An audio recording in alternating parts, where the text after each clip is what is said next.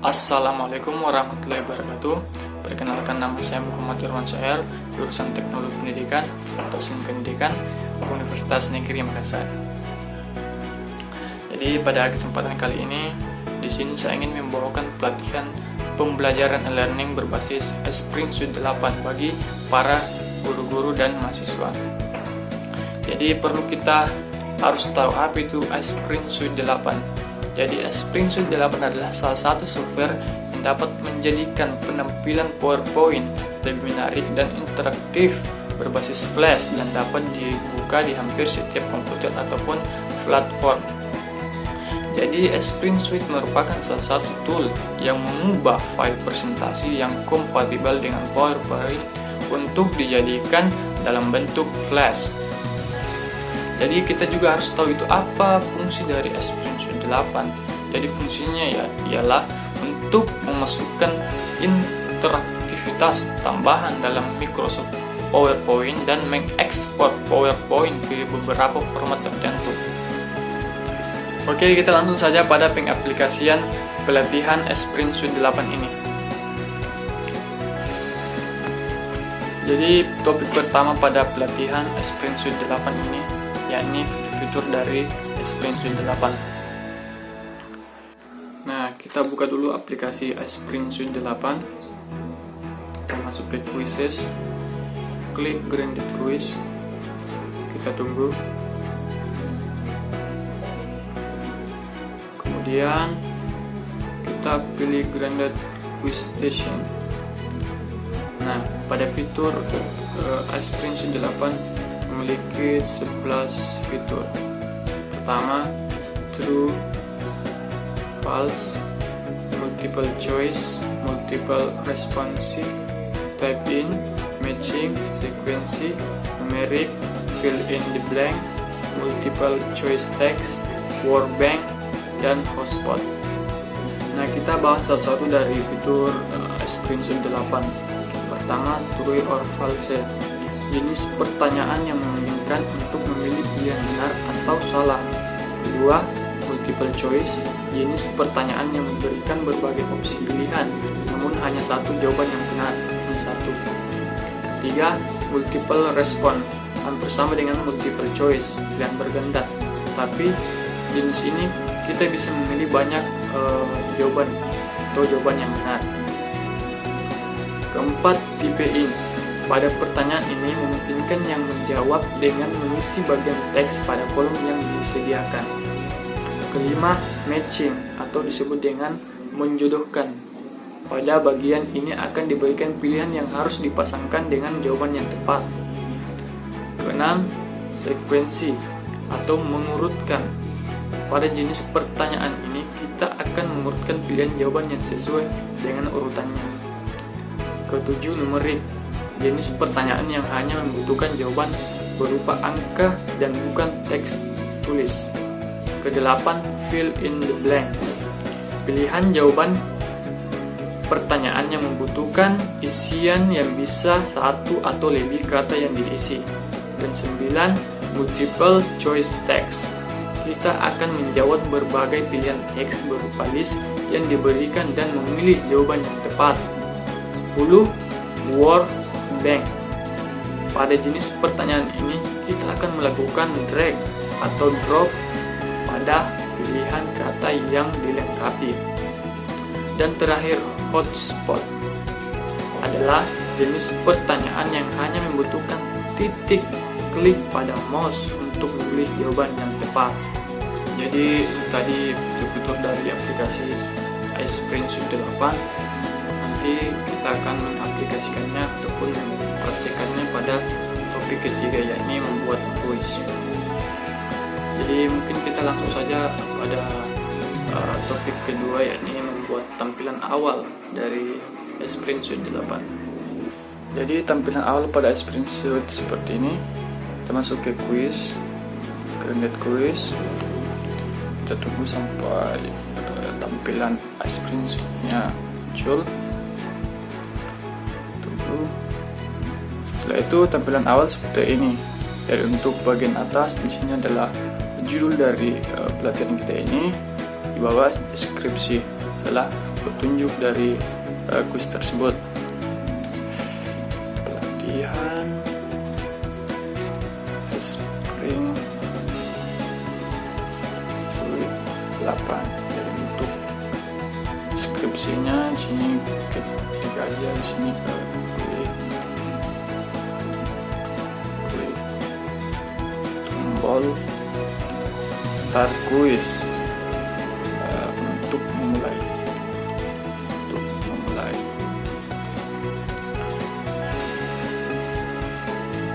Setelah itu sudah selesai. Sini kita bisa mengubah juga background dari slide kita. Caranya kita masuk ke slide view. Nah, di sini ada muncul begini. Pelatihan screenshot 8, klik tombol start quiz untuk mulai. Kita bisa mengubahnya. Jadi caranya di sini kita masuk ke format background. Kita klik ini background. Setelah itu kita bisa mengubah juga gradientnya. Nah, sini berubahkan warnanya, dan juga kita bisa mengubah dan menambahkan di sini gambar. Kita klik file. Nah, sebagai contoh di sini saya klik ini untuk gambarnya. Kita tunggu. Nah, sudah muncul dan berubah ya. Kita klik virtual aja. Jadi rekan-rekan guru sekalian dan mahasiswa, mungkin cara untuk mengubah background dari slide kuis kita. Oh ya, jadi rekan-rekan guru dan mahasiswa sekalian, di sini kita bisa juga menambahkan karakter dari slide kita supaya tampilan dari slide kuis kita lebih menarik lagi. Di sini kita aplikasikannya. Kita masuk pada slide lagi. Itu kita masuk ke insert ke kanan, kita pilih karakter. Di sini ada beberapa karakter, kita masuk ya. Kita scroll ke bawah dulu. Oh, yang ini aja supaya bagi contoh ya. Kita arahkan posisinya di sebelah kanan aja. Ya, tadi begitu cara untuk membuat tampilan awal dari kuis kita. Kita membuat background, kita menambahkan gambar. Setelah itu kita masuk pada topik ketiga, yakni membuat kuis. Jadi kita langsung saja pada pengaplikasian dari membuat kuis, yakni dari beberapa jenis fitur. Jadi di sini kita lihat di sebelah kiri di sini ada quiz station group 1. Jadi pada kolom di sini kita langsung saja pada ini membuat kuisnya. Jadi kita masuk ke create quiz, kita klik, dan di sini ada beberapa jenis fitur dari kuis tersebut. Di sini ada true false. Kita masuk ke true false dulu. Oke, jadi untuk jenis pertanyaan true false, di sini adalah jenis pertanyaan benar ataupun salah. Jadi jawaban dari pertanyaan yang ingin kita buat. Sebagai contoh di sini kita buat pertanyaan seperti apakah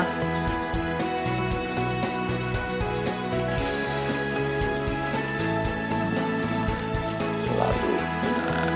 Nah, misalnya sebagai contoh ya, kita ketik benar, ini salah. Oke, jadi untuk melihat hasil dari pembuatan kuis kita yang tadi, kita bisa masuk ke preview station, kita klik, muncul seperti ini. Ini hasilnya ya. Kita klik jawaban yang benar, kita submit. Nah, ini adalah benar. Kita langsung masuk pada pembuatan kuis kedua. Di sini kita pilih jenis fitur multiple choice, pertanyaan ataupun soal pilihan ganda.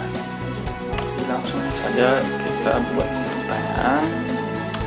untuk pada bagian fitur kedua dari pembuatan kuis, ini multiple choice dari pertanyaan pilihan ganda. Di sini kita ambil contoh untuk pertanyaannya.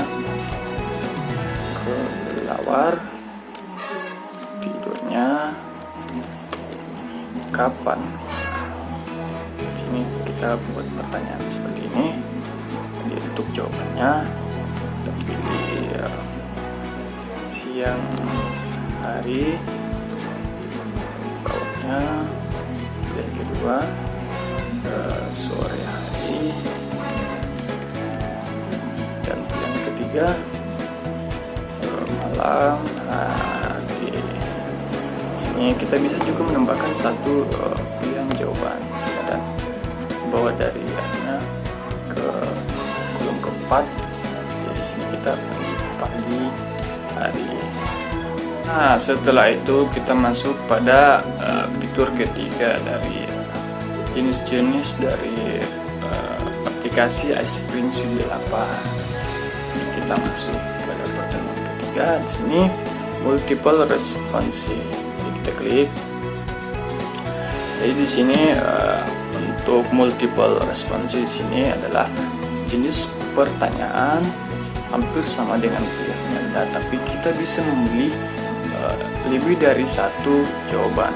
Jadi sebagai contoh sini pada pertanyaan dari jenis kuis multiple responsive, sini kita ketik pertanyaan yang termasuk permainan bola besar adalah.